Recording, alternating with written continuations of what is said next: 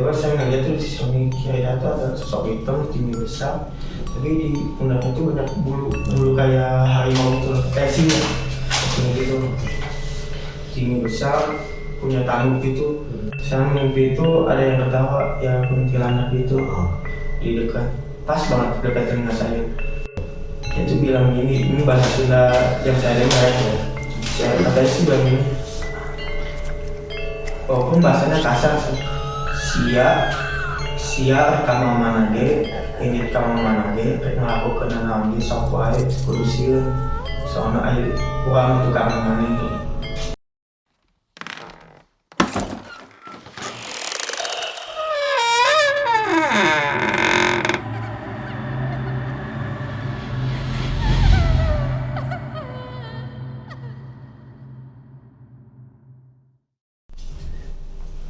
Oke, balik lagi bersama gue John di Pari Santuy.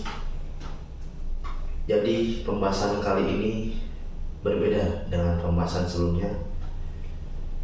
Di sini gue mau membahas dan mengenal soal cerita-cerita seram bareng seorang narasumber. Jadi untuk series kali ini dicerah mengenal cerita-cerita seram.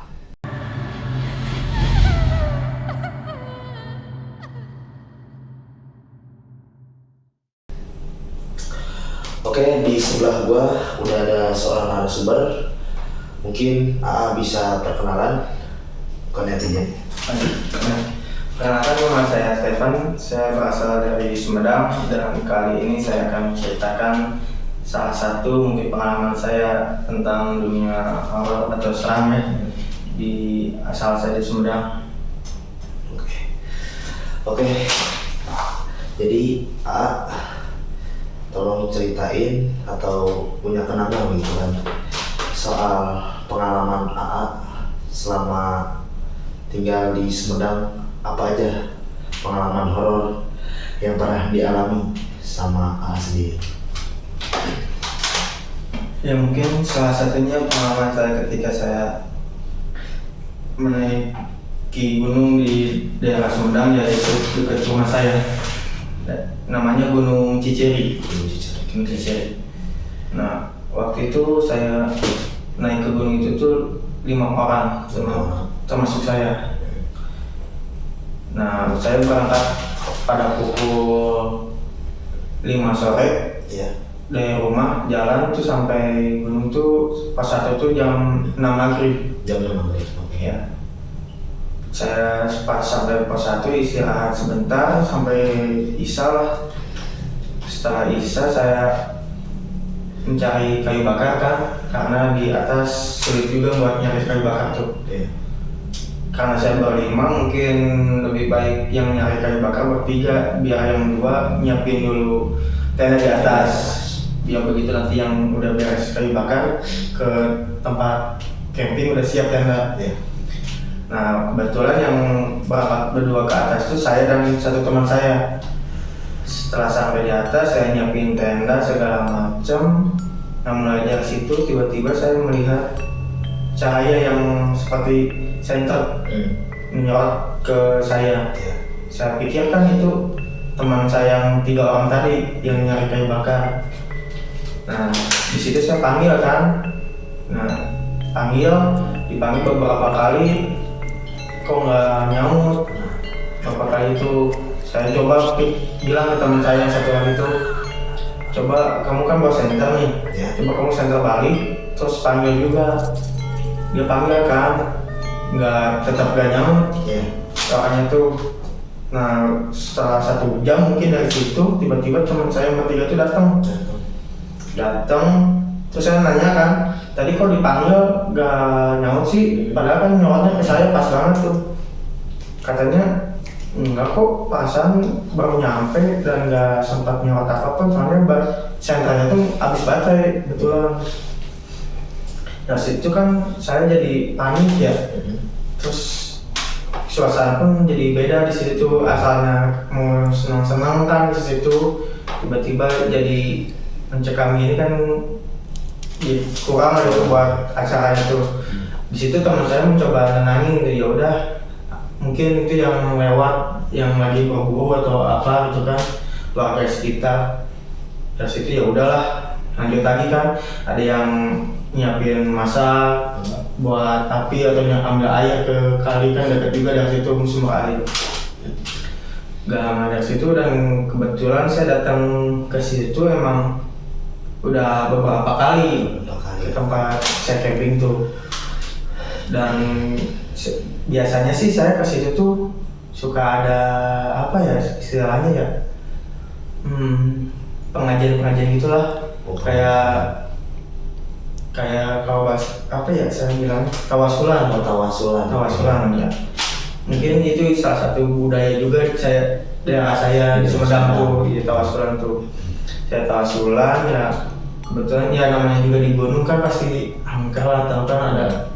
Saya mencoba berdoa dan ngirim doa, ngadiin doa ke leluhur gitu kan yang ada di gunung itu. Salah satunya sih tujuannya biar kita ngimpin situ aman. Nah, setelah tawasulan dengan tiba-tiba pas saat tawasulan itu saya ngerasa ada yang masuknya itu dalam artian ketika saya tawasulan kayak ada yang jatuh dari atas masuk ke kepala saya, tapi kok rasanya itu tembus ke dalam. Nah, setelah tawasulan saya mencoba nanya ke teman-teman saya yang mungkin lebih mengerti dari hal seperti itu.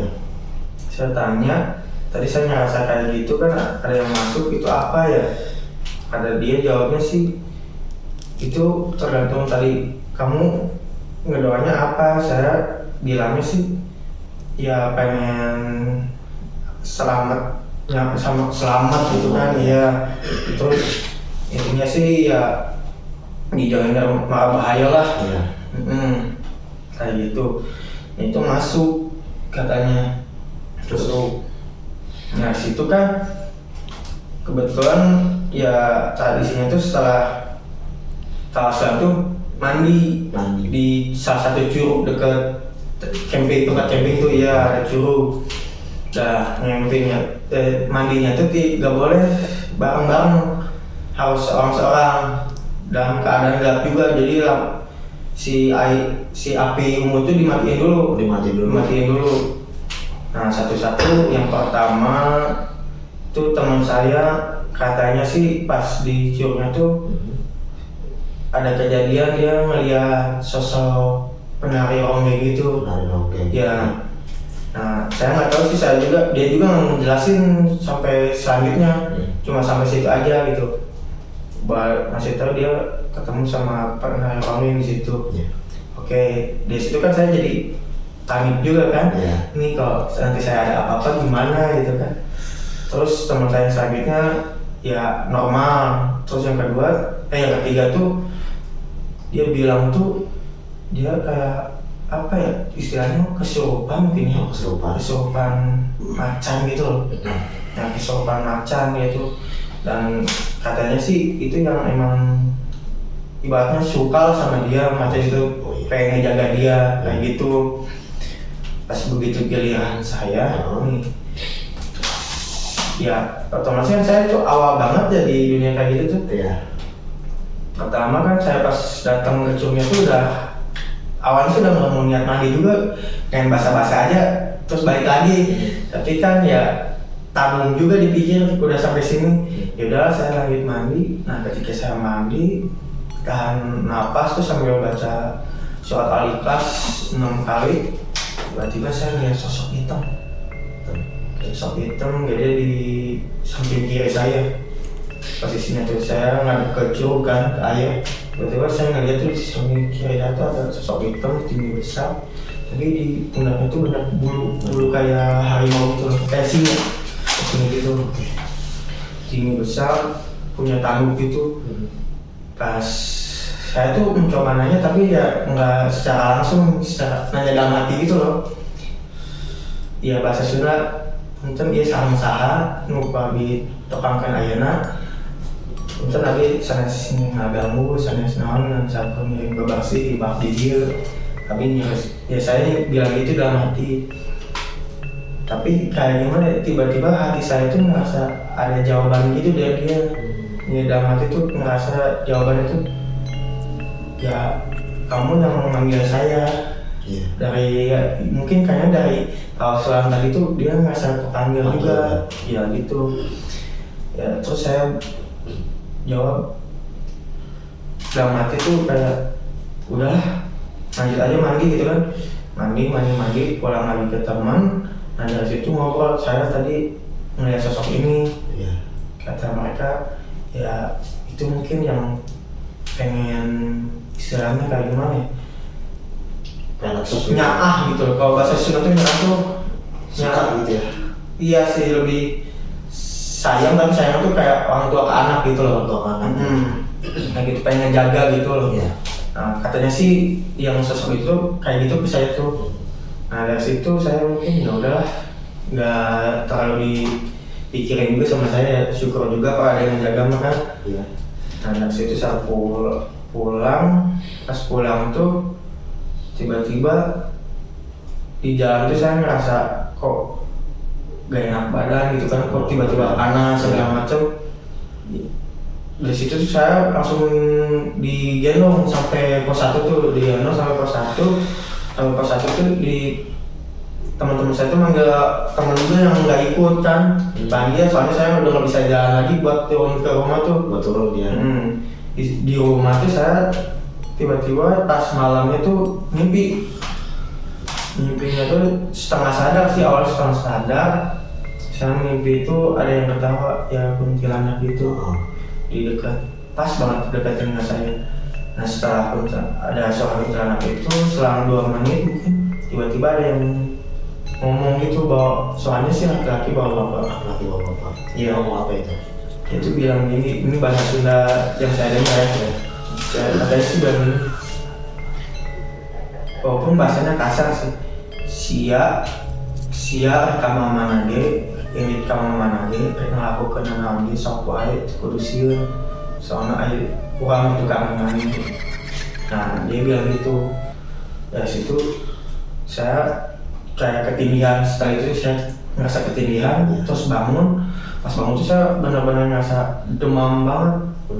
Pas besoknya dicek, emang kata dokter tuh ini mungkin karena kecapean. Kenapa? Soalnya kalau dilihat dari faktor lain tuh nggak ada.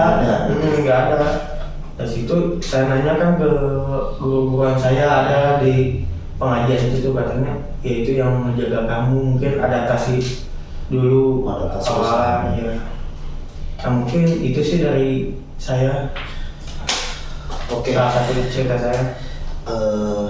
Pas ketika AA itu bertemu sama sosok makhluk itu, apakah saat ini si sosok makhluk itu masih kayak mengikuti AA gitu, kayak merasa oh ini masih ada nih sosok yang dari kemarin saya pas ketika saya naik ke gunung gitu, gimana? Ya saya kebetulan sedikit peka gitu, walaupun nggak terlalu full gitu, tapi saya kadang suka gampang ngerasain kalau di sini gak enak suasananya atau apa tuh. Saya ngerasa tuh dia masih ada walaupun nggak terlalu dekat jaraknya tuh, masih mantau saya gitu loh. Berarti dari jarak jauh begitu dia mantau. Ya mungkin ya gak terlalu dekat lah istilahnya gitu. Terus apa sih kayak ada efek gitu ke tubuh AA gitu setelah melakukan kayak tawasulan gitu kan di gunung gitu, ada nggak itu efek ke tubuh AA sendiri gitu setelah apalagi bertemu dengan sosok makhluk itu? Kalau efek dari tawasulannya sih kayak ke tubuh tuh ngerasa tenang aja gitu. Tenang. Ya soalnya kan ngaji juga kan gitu. Iya. Saya ngerasa tenang, relax gitu, lebih tenang aja kalau setiap ngadepin masalah tuh. Tapi kalau dari sosoknya tuh tergantung sosoknya, soalnya saya dari dulu juga kadang ada juga sosok yang datang ke saya tuh. Selain itu tuh, nah buat sosok yang satu ini tuh ke saya tuh ngaruhnya kayak lebih berani aja tuh, buat kan asalnya saya tuh penakut ya, ke tempat gelap aja takut gitu. Tapi setelah itu tuh saya tempat yang kata orang horor itu di mana saya berani aja sekarang. Oh, sekarang lebih berani. Lebih berani itu dia. Apa misalkan naik ke gunung itu emang banyak orang yang ngelakuin hal-hal sama yang seperti A gitu, mulai dari tawasulan, pengajian di gunung itu, apa cuma A doang gitu? Yang saya tahu sih cuma saya, yang saya tahu gitu kan. Itu juga sebenarnya saya tuh tawasulan bukan di gunung sih, emang kebenaran aja lagi naik ke gunung. Naik ke gunung Iya. gitu ya. Jadi ya di salah satu pos melakukan tawasulan untuk keselamatan. Ya tujuannya buat keselamatan saja. Keselamatan. Ya. Itu pas ketika naik gunung itu apakah ada pendaki lain gitu? Enggak. Oh, nggak ada. Enggak. Jadi cuma A doang di situ ya. Ya, kelompok saya doang ya. Lumayan serem sih. Saya jadi merinding. Iya sih kayak gitu. Apalagi pas AA ngomong ada sosok hitam gitu berbulu terus ada tanduknya. Ya. Mungkin ada lagi nggak sih kejadian-kejadian gitu selama misalkan di Sumedang gitu, selain tadi di Gunung Cicuri gitu, ada lagi nggak kejadian-kejadian seram gitu yang pernah alami gitu? Ya ada sih, tapi kebanyakan ya cuma ibaratnya sehari itu kayak ngeliat sosok doang selewat gitu doang sih, rata-rata enggak yang benar-benar intens. Oh, berarti nggak ada yang benar-benar intens selain itu? Iya. Oh. Oke. Jadi untuk kali ini kita udah dapat informasi soal cerita-cerita seram dari A. Mungkin terima kasih A udah bisa hadir di seri seram ini mengenai cerita-cerita seram. Mungkin nanti misalkan ada lagi kejadian-kejadian soal pengalaman AA di kehidupan AA gitu, nanti mungkin AA bisa kasih tahu saya untuk nanti bisa diceritakan ke netizen-netizen di Pariwisata ini Santai. soal pengalaman AA sendiri ya. Oke, mungkin terima kasih ya, itu aja ya. Oke, mungkin itu aja cerita dari narasumber kita soal pengalaman-pengalaman seram yang pernah dialami. Tunggu untuk episode-episode selanjutnya di cerita seram. Makasih.